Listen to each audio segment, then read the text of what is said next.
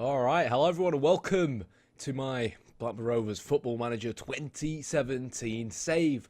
We're in Season 3, it's 2018, and we're about to kick off the 2018-19 Premier League season, obviously. It's our second season back in the Premier League, and hopefully this time round, maybe, just maybe, we can get a top half finish or even qualify for Europe.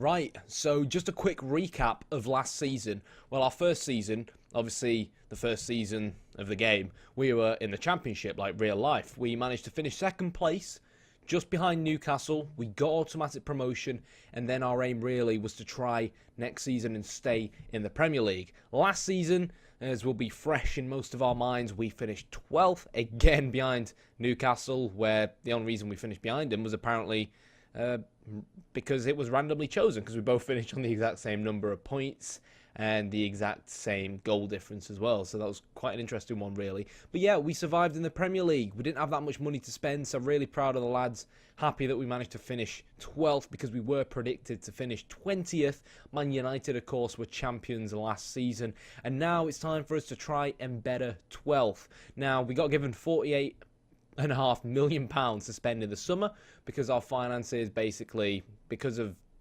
me taking care of the finances, it meant we had rich finances, and we got given quite a lot of money to spend, basically, to cut a long story short. Meanwhile, unlike last season, we're predicted to finish 17th, so people reckon we'll just about survive for some reason. I don't personally think we are relegation candidates this season, and the three promoted teams in Fulham, Sheffield Wednesday and Villa are the teams that the media think will go down. But looking at the odds, us and Hull City are pretty much on the same odds, so it's still, the media still think we'll go down for some reason. Jumping straight into our transfers, I didn't really waste any time bringing players in. I went straight to Swansea and brought in Czech Tiote. I think that's how you say it, Czech. I'm not sure. Tiote from Swansea, obviously Newcastle player in real life. Swansea signed him for £1 million. Didn't really do great for him, but then again, Swansea finished bottom of the league last season. Didn't play much for him. Probably gave him a bit too long on his contract, considering he's only 32, but he's only on 30k a week, which is not too bad for the Premier League, really. Nice big player, not the best in the air, but I think this should essentially make him the best central midfielder, defensive midfielder at the club. Good signing, I think, for just 225k and only on 30k a week. Next up was Danny Bath from Wolves.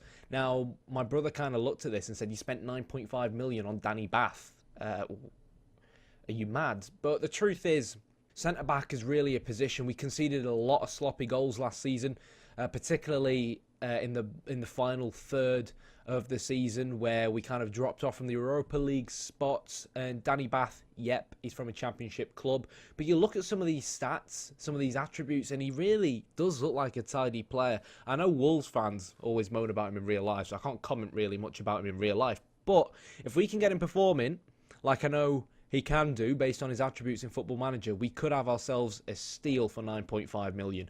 18 strength, 16 jump in reach, which makes him really good in the air. Work rate at 14 could be a little bit better, but still really not too bad. 17 leadership, 16 determination, 18 bravery, 16 heading, 14 marking, 15 tackling. If we can just maybe boost up marking and work rate to about 15, then this guy is brilliant, in terms of Premier League class. He's got the right attributes in the right places, and for 9.5 million, this guy is a centre-back. He'll be worth that if he performs like he should perform, really. As well, another reason why I wanted to bring in a few centre-backs as well was because our other centre-back in Charlie Mulgrew, decent player, but he's like 32, 33 now, so he's losing his physicals, basically. Next up, Nabil Ghilas. I moaned a lot about this guy. I actually signed this guy last season. Obviously, the season that we got promoted as kind of like a replacement for Danny Graham. And little did I realise that he couldn't actually join us until this season. So given that we offered him 41k per week at the time, because that's how desperate we were when we first got promoted last season, I didn't realise that he wouldn't actually be able to join us until this season. So I'm not really quite sure how he was going to fit into, how we want to play this season. But backup-wise, he'll get the job done. He's quite versatile as well. Not the fastest, but can definitely put in a decent job on the wing as well. Quite a big lad too. So yeah, we'll give him an opportunity, I guess. Not much we can do, really. We only signed him for 1.4 million. He's obviously much better than his price tag suggests. We also signed Varela. His agent came knocking on the door, and right back really is a position that we needed to strengthen. Obviously, Fabio's our main right back. Really good player. Did really well for us last season. Grabbed a bunch of assists. But we don't really have a backup right back. So now that I brought Varela in, we brought him on a bargain, in my opinion. 1.3 million for Real Sociedad. And you look at some of these stats, 14 pace, 15 acceleration, 11 crossing, could be better, but 15 work rate, 16 tackling, 13 marking. This guy is really good for the money in terms of what we want from a fullback. Could be slightly better in the air, slightly better strength-wise, but you're not really expecting that from a fullback. In terms of comparison to Fabio, I think this guy is a much better player. The only thing that Fabio, I think, has ahead of him is his crossing.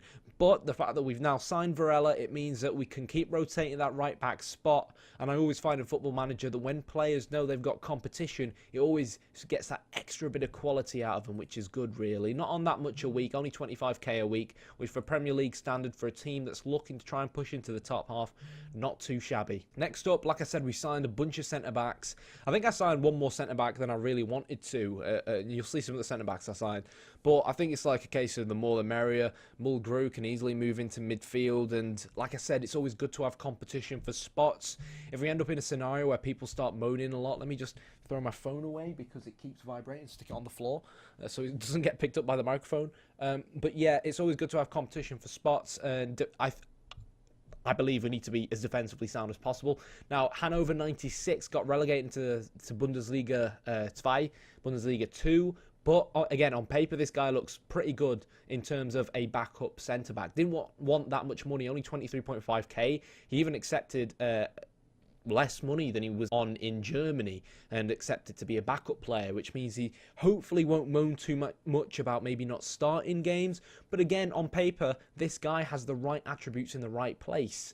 Other than perhaps positioning, leadership and work rate, in terms of a backup centre-back, very good. 193 centimetres, massive German, this guy. 15 strength, 16 jumping, brilliant in the air, 16 heading. Hopefully, we can take advantage of that from corners when he does play. 14 marking, 15 tackling, and 12 passing as well. And we do obviously have one role in our tactic where we use a ball-playing defender. So it's always good to have that extra bit of technicality at the back as well. So I think they're really good signing just to add depth. Next up, we signed Rajkovic, a really good goalkeeper that my scouts picked up on. He's Serbian, was playing for Tel Aviv. And we signed him, I think, for 5 million, which I think is a steal when you look at some of these attributes. And I don't mean to say it's a steal because our goalkeeper last season was called Steele, no pun intended. But you look again at some of these attributes: 14, 16, 14, 14, 16, 15, 16, 14. This guy's bloody immense, 191 centimetres. He'll scare any striker coming towards him. And at only 22, he can only improve. He's on 48k a week. But again, competition for steel, and I think in a few years' time, worst case scenario, we sell this guy for about 50 mil, let alone 5 mil. So yeah, this guy's got a massive future ahead of him. And again, Steele made some really good saves last season, but I think there were points where he just made so many errors again towards that last third of the season, where maybe, just maybe, in your 1-1 draws and your 2-2 draws where you concede silly goals, having a slightly better goalkeeper can end up being the difference. Next up, we signed Mckeon, a German regen. We signed him for 1.3 million from Wacker Innsbruck, a lad who I've had my eye on for a while. I'm not quite sure whether, how he'll develop, but on paper, I'm quite optimistic. Physically, he's very good. 16 acceleration, 14 pace, and 12 crossing already. So really, as long as he can just keep improving that crossing attribute and his dribbling attribute, and his mentals will come with time. I think this guy could end up maybe just about becoming a backup Premier League player for us. Looks a very, very tidy player. So far, 3 assists actually in the European Under-19 Championship. So he's already a German Under-21 international, which tells you a lot about him. And even though 1.3 million quid for a 17-year-old seems like a lot, I think it's always important to think to the future. And given how much money we were given in the summer, I think it would have been a crime not to really take a punt on this lad, especially considering we're only in 2018, so we don't have that many regens floating about just yet, or at least ones that aren't being picked up by the amazing teams because they're in their youth academies like your Real Madrid and your Man Cities, etc. Next up, Thomas Kalas, another centre-back. Now, I didn't actually plan on bringing in Kalas, but what kind of happened was I gave them all contracts after agreeing to fees, because as you can see, I didn't actually spend that much money on these centre backs, even though, bar obviously Danny Bath, and I was kind of looking to make a decision between Thomas Kalas and Marcel Frank, but they're both such good centre backs. And Thomas Kalas, 2.7 million again from Hanover 96. Now, it kind of seems like, oh, bloody hell, I've just gone and raided Hanover 96, who got relegated from the Bundesliga. I don't know how they got relegated with centre-backs like this. This guy obviously used to play for Chelsea, Borough, Fulham, so he knows English. He's very familiar with the English leagues. And again, it's all about competition for spots. He can also play right back as well, which is good for us, just in case Fabio or Varela get injured, which means we have a backup right back. And obviously, the fullback position is a position where players get tired a lot. So, versatile player, can also play defensive mid. So, yeah. And again, good tackling, good marking, good passing, good heading. Jumping reach could be better, but he's quite pacey. So, I do still see Thomas Kalas perhaps making his way into the starting lineup when we come up against teams with very pacey strikers. That's where his pace, particularly in the cover role, could become quite useful. Next up, Kerem Demirbay. No idea how to pronounce that, but I felt like I had to kind of sign this guy because a club legend at Blackburn Rovers is Tugay Kerimoglu, and he was obviously a Turkish central midfielder, basically a legend at the club alongside the likes of Shearer and co. Obviously weren't part of the Champions League winning side, but he was such a phenomenal player. He could tackle, he could get stuck in, he was phenomenal in the air, he could pass for days. So yeah, saw this guy. You can see we only paid 6.25 million for him, which I think is really good. 16 crossing, 17 corners, 16 work rate, 16 vision. So this guy's more of the box-to-box style player. Could be a little bit faster off the mark, could be a little bit better physically, but realistically speaking, what I was looking for from this guy is a great passer of the ball, great long shot, great crosser of the ball, because we want to try and start scoring more corners, which is something we didn't do very well last season. And this guy just adds that extra bit of quality. Now, he agreed to only be a rotation player, but with him being Turkish as well, I'm kind of hoping that he does well and the fans warm to him. He can't speak English, though, which is kind of frustrating. He can only speak German and Turkish. We signed him from Hoffenheim, so I don't know why it didn't give me the option to send him on a intensive language course, but for that reason, it might mean we'll have to slowly ease him into the squad. One thing I would have preferred is maybe if he was a little bit better at heading or physically in the air, but 12 still ain't too bad. But without a shadow of a doubt, with Kadyrov becoming 32, 33 years old, he'll eventually have to be thrown out the window. We need a new box-to-box midfielder. So this guy hopefully can become our new guy over time. Next up, another player that was offered to me is Sam Byram from West Ham. Now, again, like this player because versatile at right back, can play basically anywhere down the right wing. And I'm in the process of training him to learn how to play on the left because, of course, we use wide playmakers. A good all-round player, not necessarily going to be a starter for us, but technically very good as well. 13 passing, 12 marking. A good player to perhaps go in our lineup when we're up against the big teams, to perhaps be our right mid, simply because, it might not be as good going forward as maybe someone like Gouffran or someone like that, technically. But what he adds is his marking, his tackling, his jumping reach, his heading. You know what I mean? His work rate. So up against the more difficult sides, it might make more sense to go with a more defensive option out on the right, at least until the second half when the opposition tire. So good versatile player, only paid 4 million quid for him from West Ham, without a shadow of a doubt a Premier League standard player. And again, you know, if he ends up in good form, you never know, he might end up playing right back for us, becoming our first right back. We'll have to wait and see.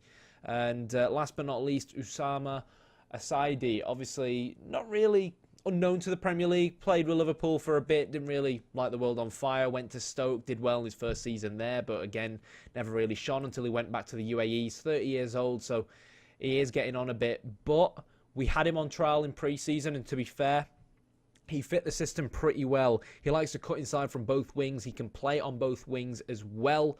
So he's quite pacey, regardless of the fact that he is 30 years old and pretty good technically too. So again, it's all about adding versatility and trying to spend our money as intelligently as possible, rather than just go out there and spend, I don't know, 20, 30 million on just one player. We've got to think long term, and we've got to build a solid foundation. So yes, I've signed a lot of centre backs, but at the same time, I'm kind of thinking ahead, as in like players whose contracts will expire and so on. And talking about contracts expiring, Anthony Stokes went to Swindon Town for 100k. He didn't feature for us at all, basically in the Championship or Premier League last season, so good riddance, I say. Corey Evans has left to Huddersfield for £2 million. Kind of glad that we managed to get rid of him. He's a half-decent Championship level player, if I'm fully honest, but you know, he was moaning last season. He weren't really getting in our side of Premier League, bringing in players like Kerem Demirbay. It's no surprise that we have no room for Corey Evans. Elliot Ward, contract expired. Liam Feeney, contract expired. Who else have we got from the... Yeah, Jason Lowe, contract expired. So you can see why, you know, it's useful to have brought in players like Callas, who can also play defensive mid. And Elliot Bennett was one I was kind of reluctant to do, but he was being a bit of a... difficult, let's just say he was being difficult to deal with when it came to what he wanted per week when trying to discuss his contract. The fans are a bit disappointed about that one, but I'm not going to offer him, you know, tons of money when I know he's not really going to be a starter for us. And yeah, when I couldn't come to agreement with him, that's kind of when I went in and bought Sam Byram, who in my opinion is a much better player. But yeah, other players that left us as well. Mohamed Traore. I always call this guy Traore, because I think there is a Mohamed Traore in real life. Traore has gone back to Belgium. 2 appearances, 2 goals already, because the Belgium second division has already begun. Awesome to see this guy doing well. And I said this in the last episode as well. If he ever manages to get a Ivorian international appearance prior to completing his nationality gain thingamabob in Belgium, we should be able to get him a work permit anyways. So hopefully, I look forward to welcoming Toure back to the club maybe next season. Brian Mckeon, left back regen, he's been sent out on loan to Dagenham and Redbridge. Scott Wharton, we signed a new contract with him. He's a decent player, to be honest. Decent backup potentially, but still has a lot of development to do. Only wanted 4.6k a week, so it kind of seemed like a shame to let him leave on a free, because worst case scenario, we can still make money on this lad once he's 21, 22. Yaya Sanogo has finally left us for £2 million. We're still paying some of his wages, but good riddance, I say. You know, a bit of a legend in our Championship promotion season. 20 goals in 42 appearances, but in the Premier League he couldn't hit a barn door, and that's probably why Arsenal got rid of him. Sold him for £2 million. Off you go. And last but not least, David Raya has departed us finally to Real Zaragoza for 325k. Kind of disappointed to see him go, but he kind of lacked attributes where they were needed the most. Aerial reach only 13, 12 handling, 11 kicking, and to be honest, given that Steele's now going to be our backup goalkeeper with Rajkovic coming in, and that Raya was moaning last season when he was our second choice goalkeeper, it's probably about time we bid farewell to him. Only 22 years old, but what can you do? Off he goes. And last but not least, Dan Puckett. Obviously, this is a lad I rate a lot. I'm kind of hoping that he'll develop into something decent, maybe a half-decent backup player to play at defensive mid. And we've sent him on loan to Wigan in League One, roughly the right level at which he should be playing at. He played for Fleetwood last season, and now he's obviously gone to Wigan, so he's staying local too. So £34 million spent, £4.4 million brought into the club. But despite that, obviously transfer season is not over just yet. We still have players like Browning, for example, who've come back, who need to be sold. Signed this guy accidentally in our championship season, and I'll basically sell him for whatever. 24 years old, don't really need him, 5k a week. And we'll still have some youngsters like your Conor Mahoney's, like your Ryan Niambe's to perhaps send out on loan as well. So as we keep progressing so far into this season, we'll discuss what happens in that respect. But yeah, world transfer wise, I'm not quite sure where we can see this, just to see what the hell's going on in the world. I think we can take a look at the Premier League and see what's happening transfer wise in the Premier League. So who's spent the most money? It's actually Man City, who've gone and signed Christian Pulisic. Wow, 19 years old, from Dortmund for £44 million. Can't say I'm surprised about that. They sold Kevin De Bruyne to Paris Saint-Germain for 76 million quid. Man United bought Saul from Atletico Madrid for 40 million quid and sold Martial to, I think that's PSG as well. Yep, PSG really splashing the cash, 61 million quid. It says a lot, you know, when we were going crazy about 48.5 million pounds. And I know I was talking about signing cheap centre-backs, but £48.5 million might seem like a lot of money. I think I just stuck my finger up my nose for some reason. £48.5 million. When you consider one player like Anthony Martial is going to PSG for 61 million quid, it really says a lot. No idea why I'm looking down here when they're down here. West Ham signed Volquist. Any other big? Yeah. Tottenham signed Insigne from Napoli for £34.5 million. Our biggest signing, of course, Danny Bath for £9.5 million, which really, in comparison to some of these other teams, is actually not that much money. Mohamed Elneny is a player that I wanted to sign. Didn't want to speak to us for some reason, even though we finished above Stoke last season. Obviously, that'll mainly be down to how the reputation system works. And yeah, that's it really. Fulham, Villa and Sheffield Wednesday haven't really splashed the cash that much. Teams that have splashed the most are Man City, United, West Ham, Tottenham, and then us, which isn't really surprising, really, but hopefully we can start to even the books out a little bit when we start getting rid of players here and there. But I think that's it, really. In terms of world transfers, if I can actually figure out where to find them, yeah, so if we just, you know, order in August based on world transfers and see anything that might stand out to us. Serge Aurier has joined Man City for £37.5 million from PSG. So you can start seeing where PSG are bloody funding all them signings from. Witsel has actually left Norwich. He was a part of Norwich's side that got relegated and joined Man City. Doubt he's really going to be a starter for them. Probably an easy paycheck for him. John Brooks also joining Man City. Man City and PSG buying the world at the moment. Weiser leaving Dortmund and joining Bayern Munich. The Bayern Munich and Dortmund love story continues. Lindelof joins Manchester United. He's a player we actually looked at, Lindelof, to be one of our centre-backs, but didn't really impress me that much in terms of how much money he wanted for himself and how much money his team wanted. I actually think that the centre-backs we brought in two centre-backs for like a tenth of this guy's price. So I'm not quite sure what Mourinho's doing, but hey, he won the league last season, so he must be doing something right.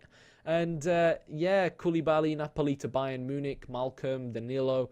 Sigurdsson was a player I was looking at. He ended up joining West Ham instead of us. I wanted him obviously for the box-to-box role. He probably would have been a better choice than Kerem Demirbay. Obviously, Sigurdsson is a player that's proven himself in the Premier League, and that's really the kind of player we should have been going for, but we didn't. Danny Welbeck has joined Lazio. We obviously mentioned that he was on loan at Lazio last season. Obviously, they must have had a clause to buy Danny Welbeck, and they bought him for £10 million.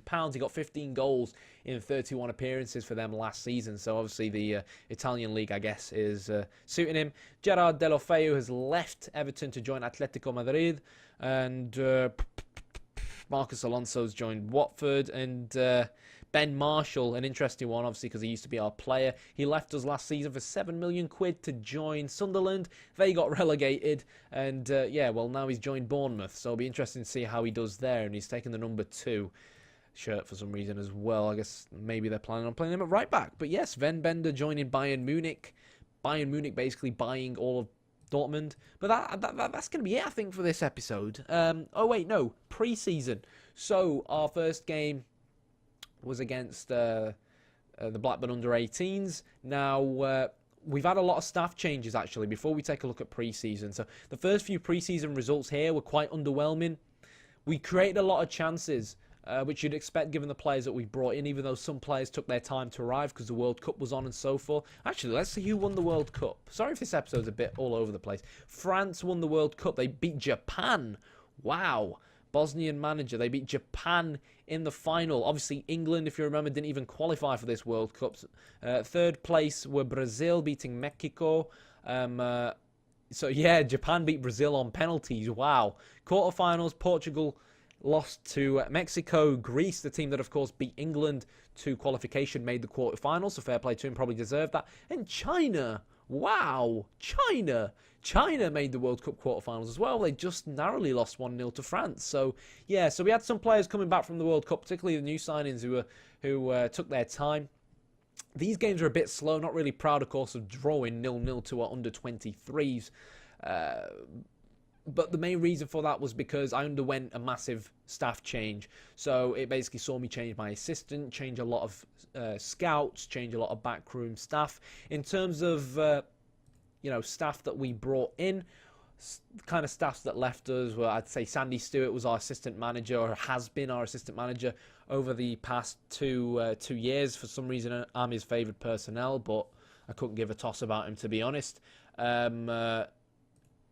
Yeah. It's just basically, I feel like now that we're a Premier League team, we need the best staff we can get, because trust me, or at least I personally think that staff makes quite a significant difference in terms of Football Manager and what you see happening on the park. I think a lot of people sometimes moan about their strikers with high composure, high finishing, not really hitting the target. But have you actually looked at your training? Have you actually looked at what coaches are being assigned to shooting, for example? That's always something people forget. So we brought in John Park as a scout, 15 player ability, judging player ability, 17 judging player potential. Phenomenal. And as well, he knows a lot about Scotland. Try and up his UK knowledge, his England knowledge as well. That'll help. We brought in Budimir Vucacic, if that's how you say it. Montenegrin, 16 ability, 18 potential. And just look at the amount of countries he has knowledge in. Basically all of Eastern Europe, including Turkey, Cyprus. Quite a lot of knowledge in England as well. So this guy, he's ex-Man United as well. So he'll definitely bring a lot to the table. Next up, Niels Schmaler, if that's how you say it. England, Germany, Austria, Switzerland, Poland. 18 ability, 16 potential. Awesome stuff. Andy Fairman, goalkeeping coach. 19 goalkeepers. That's what you want, you know. Sometimes it's your coach. Just having that extra 2 or 3 on your coach attribute is what ends up winning or losing you a game. Paul McGuinness, under-18s manager, last seen at Man United. Been a coach there with Fergie for a while. Not really a new name, to be honest. I've had him on previous versions of FM as well. 18 defending, 16 man management, 17 technical. So realistically speaking, this guy offers a lot in terms of training. If we ever need to change what coaches are assigned to what, this guy brings a lot to the table, as long as it's not attacking. Ian Atkins, I paid a compensation fee for him, but I think it was worth it. English, knowledge in England, but 16 ability, 16 potential. Good scout once again. Daryl Murphy came in as a coach. Obviously, he last played for Newcastle, funnily enough, and he's just retired and he's looking to become a coach, and he's a player that I like in real life. So I decided to bring him in as a coach as well. 20 attacking. He was actually on 19 when he first came in, but he's quickly hoofed it up to 20. So even though he's not great here, he'll still improve with time, mind you. Staff do improve. But 20 attacking, brilliant, really. He's the kind of guy that I want training our strikers how to hit the back of the net, and as soon as this guy came in, we suddenly started scoring goals left, right and centre, to no surprise, with him having 20 attacking. Steve Cotterill coming in as an under-18s physio, not the Steve Cotterill you're probably thinking about. 17 physiotherapy, 20 working with youngsters, which is why he's ideal for the U18s physio role, and Peter Clark has come in as the new under-23s assistant manager. And you're probably wondering why is a new under-23s assistant manager come in? That's because I promoted club legend David Dunn to become my assistant manager. So good old Dunny there. Could have slightly better stats, but to be honest, I'd rather have David Dunn over Sandy Stewart any day of the week. And to be honest, my assistant manager doesn't really do that much anyways. He's just kind of like I don't know, someone to hug when we're losing on the touchline. But yeah, that's it in terms of staff. Going back to pre-season, beat our under-18s 2-0. Drew 0-0 against our under-23s. Went away to French team SA Spinalien. Or Spinalien. The main reason we went to France is apparently we have quite a large fan base there for some reason. So yeah, 2-0 win there against Spinalien. Then a 5-0 comfortable victory against Boulogne. Danny Graham, Andre Gray in his first game back, getting a hat-trick, which isn't really too bad for him. He got a hat-trick again against Stade Bordelais. McLean, Graham and Andre Gray all getting on the score sheet. Danny Graham got a double at home to Bradford City, and Nabil Ghilas opened his tally for the season, introducing himself with a goal, I believe, coming off the bench. We then played AFC Darwin just down the road from us. AFC Darwin, are they non-league? Yeah, they're a non-league side, really. So not really surprising to see that we won 10-1, but it's all about building up fitness and, you know, making sure that we're training team cohesion and match tactics to prepare us for the season coming up, because I think it's going to be an important season for us. And then we finished things off with two difficult games, because obviously it's all good playing your Darwins and your Boulons and teams you never heard of, but you've got to be able to test teams on your level when you can. So we came up against Schalke, who finished last season 6th. You know, they were only 5 points off a Europa League spot in Germany, and we thrashed them 6-2. Phenomenal result. Yeah, it's only pre-season, but hopefully if this is a sign of things to come, based on the players that I brought in this season, hopefully we'll enjoy it. Still not satisfied at conceding 2, but considering it's pre-season and a lot of players end up coming on and off, it's kind of expected. We then had another game against our under-23s just to see if we could beat them this time round, and given that match fitness improved again, yes we did, we beat them 3-0. Then we were very unfortunate to lose to AS Monaco. Now Monaco finished 2nd, I believe. Let's just check, because I don't want to be, you know, telling porkies. Let's have a look. Well, they've drawn 1-1 to PSG, and we've seen how much money PSG spent in the summer. Yeah, so they finished 2nd last season in Ligue 1. So yeah, it's only pre-season, but still, they've just drawn 1-1 to PSG, pre-season or not. The fact that we were able to play so well against them, and in my opinion, be on par with them throughout the game, was quite flattering for us. As you can see, they weren't significantly better than us. We had most of the possession. Andre Gray scored the first goal of the game where we took the lead. And to be honest, Monaco really shouldn't have come away with more than a draw. Now, a very, very lame goal for us to concede there. Just the ball over the top. Not really a goal we should have conceded.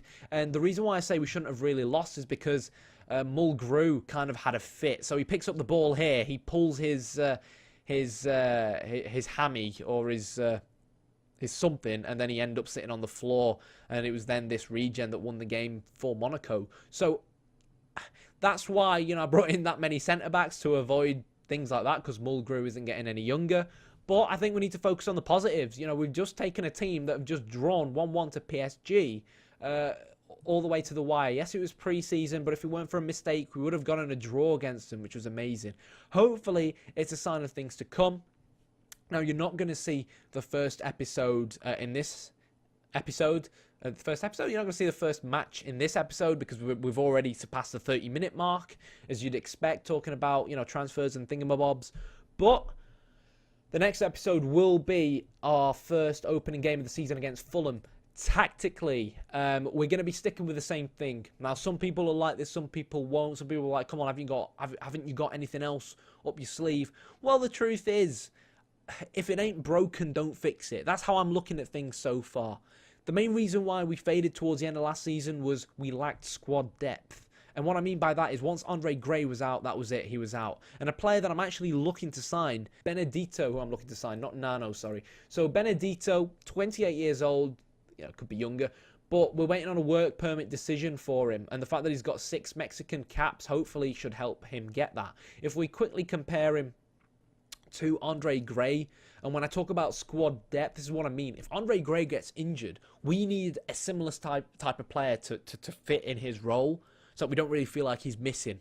And what Andre Gray offers to us, he comes to the midfield, he's really good technically, etc., etc. Well, that's what we really missed. So we compare these two players, really, you can see they're very, very similar. Andre Gray's slightly better physically. Technically, you can even argue that Benedito's a better player. But we are trying to sign Benedito. That means we'll have a lot of depth up front. We have Nabil Ghilas as kind of the Danny Graham, the guy who's pushing Danny Graham for that starting position. There's similar type of big physical striker up front, which is what you want in a 4-4-2.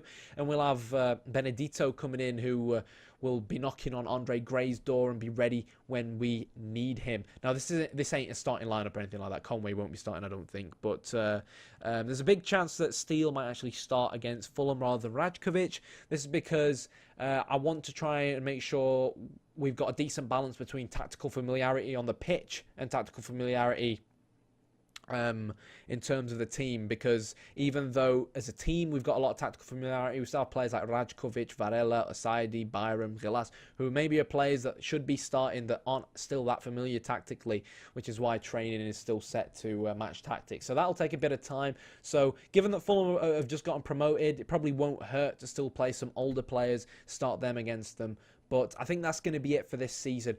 If it goes badly for us, we will have to change things around tactically. I won't keep sticking with this 4-4-2 like I did towards the end of last season, even though, we tried changing it around at times. But when you make big tactical changes, you've got to make sure the familiarity is there rather than change it randomly at the start of games like I was doing, try and counter teams. And hopefully we can have a good season. So, yeah, that's it really. Any signings in mind? We still have a fair amount of money that we can spend, 21.64 million and 83k in terms of our wage budget that we can still spend. So the transfer budget could easily become another 30 million pounds. So we'll just have to wait and see, really. In terms of positions, I'd still like to bring in. I'd still maybe like to bring in another wide player. But at the same time, you've still got to be careful not to bring in too many players and disrupt the chemistry of your side. So we as things currently stand, we have brought in a lot of players. So we do have to be careful within that regards. But until next time, it's been quite a long video. It's almost 40 minutes now. But hopefully it was worth it because, it's important that we know what's going on in the world in terms of this save. And we know what's going on in terms of this team as well. And we've taken a look at all the new signings. Yeah, I think that's going to be it, really. Until next time, I've been Kyanite. If you liked this video, hit the like button. Hit the subscribe button. Let's make it a season to remember. Thanks for watching.